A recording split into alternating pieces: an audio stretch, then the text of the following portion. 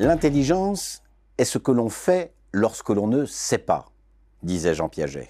Voilà qui nous incite à penser que l'intelligence d'un dirigeant devrait s'apprécier aussi et surtout à partir des décisions difficiles qu'il prend ou refuse de prendre en situation d'incertitude. Si de nombreuses décisions sont davantage dictées par la conformité et les circonstances que par la volonté propre du dirigeant, d'autres, et non des moindres, découlent de situations complexes dont les conséquences sont de nature à compromettre la pérennité de son organisation. C'est notamment le cas lorsque, après avoir sollicité ses collaborateurs directs et les experts du sujet, le dirigeant se retrouve face à un dilemme cornélien, c'est-à-dire sommé de prendre une décision sans réelle visibilité ni indicateur fiable.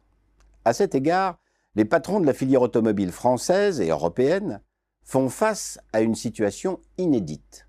Jamais leur secteur n'a été aussi menacé. D'abord, par l'impressionnante montée en puissance des voitures électriques chinoises, ensuite, par une envolée des prix de l'énergie et enfin, par la multiplication des réglementations et des normes. Dans ce contexte, doivent-ils réduire leurs effectifs dans les pays où leurs coûts de production sont les plus élevés ou maintenir les emplois en attendant des jours meilleurs? Faut-il défendre le Made in France à tout prix ou préférer une stratégie opportuniste en s'installant seulement là où c'est le plus rentable? Face à de telles questions, les projections orthonormées des experts en prospective sont d'une utilité relative.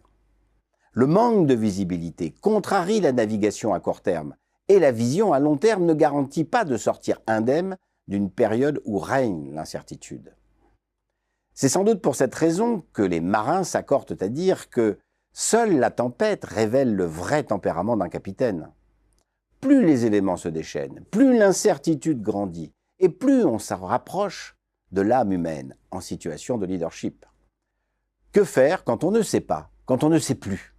N'est-ce pas dans ces moments-là que notre instinct prend le pas sur la logique?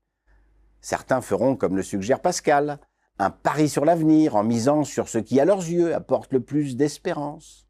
D'autres adopteront la pensée de Søren Kierkegaard en opérant un saut de foi à partir de leurs valeurs profondes. D'autres encore se rapprocheront de la pensée d'Edgar Morin en acceptant le doute et la contradiction, en ne cherchant pas une réponse unique et définitive, mais en naviguant avec flexibilité et sagacité afin de trancher dans la nuance, sans arrogance ni sectarisme. À l'arrivée, lorsque je dois décider face à l'inconnu, les choix qui seront faits parleront plus fort que les mots pour dire qui je suis. C'est aussi l'occasion pour l'équipage de découvrir la vraie nature du leadership à bord, et à cet égard, l'histoire regorge d'exemples de dirigeants dont les situations de grande incertitude ont révélé leur vraie nature, pessimistes, téméraires, tyranniques, voire fanatiques. Quand tout se complique, le tempérament attendu du leader se manifeste par sa capacité à se concentrer sur ses marges de manœuvre en distinguant ce qui est immuable ou trop coûteux à changer de ce qui au contraire est influençable, négociable et in fine modifiable ou reconfigurable.